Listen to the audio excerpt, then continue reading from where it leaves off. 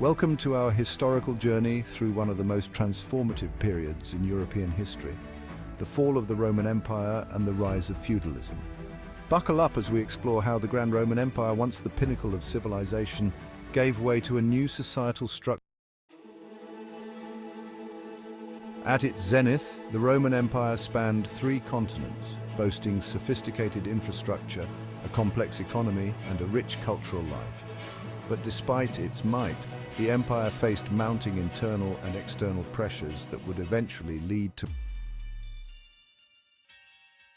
The 3rd and 4th centuries saw increasing invasions by various Germanic tribes and other barbarian groups like the Visigoths, Ostrogoths, and Vandals. These tribes were not just marauding invaders, they were seeking refuge from the Huns and looking to settle in the fertile lands of the Roman Empire. One of the most significant blows came in 410 AD when the Visigoths, led by King Alaric, sacked Rome. This was a symbolic and practical assault on the heart of the empire, showing how vulnerable the once invincible Rome had become. In 476 AD, the Western Roman Empire officially fell when the last Roman emperor, Romulus Augustulus, was deposed by the Germanic chieftain Odoacer. This event is often cited as the end of the Western Roman Empire, though the Eastern Roman Empire, or Byzantine Empire, continued to thrive for nearly another 1,000 years. With the fall of Rome, Europe entered a period often referred to as the Dark Ages. Large cities dwindled, trade routes collapsed, and the central authority that once unified the empire fragmented into smaller, localized territories. This period saw the rise of feudalism, a new system that would dominate Europe for centuries.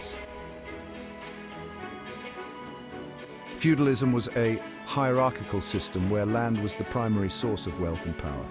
At the top was the king or monarch, though their power was often limited. Beneath them were powerful lords and nobles who controlled large estates. They granted portions of their land to vassals or lesser nobles in exchange for military service and other obligations. At the base of this structure were the serfs and peasants. They worked the land and provided the produce that supported the entire feudal system. In return, they received protection and the right to work a portion of the land for their subsistence. The relationship between lords and vassals was formalized through ceremonies and oaths. A vassal would pledge loyalty and military support to their lord in exchange for land and protection. This bond was crucial for maintaining order and security in a fragmented Europe. Castles became the center of power and administration, serving as fortresses, homes, and hubs of local governance. Markets and fairs became vital for local economies as long-distance trade diminished. Feudal lords governed their territories with relative autonomy, maintaining their own laws and justice.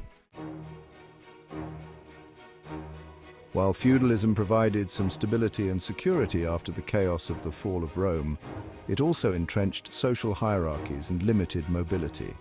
The rigid class structure made it difficult for serfs to improve their status, and the constant threat of warfare and local conflicts kept life challenging. In the centuries following the fall of Rome, Europe slowly began to emerge from the shadows of the Dark Ages. The feudal system would evolve, giving rise to towns, universities, and eventually the Renaissance, a period of renewed interest in the arts and sciences that would lay the groundwork for the modern world. So the fall of the Roman Empire was not just the end of a great civilization, but the beginning of a new era that reshaped Europe. From the ashes of Rome rose a new order, which would influence the continent for centuries to come. Thank you for joining us on this historical journey. If you enjoyed this exploration of the fall of Rome and the rise of feudalism, don't forget to like, comment, and subscribe for more historical deep dives. Until next time, keep exploring the past to understand the present.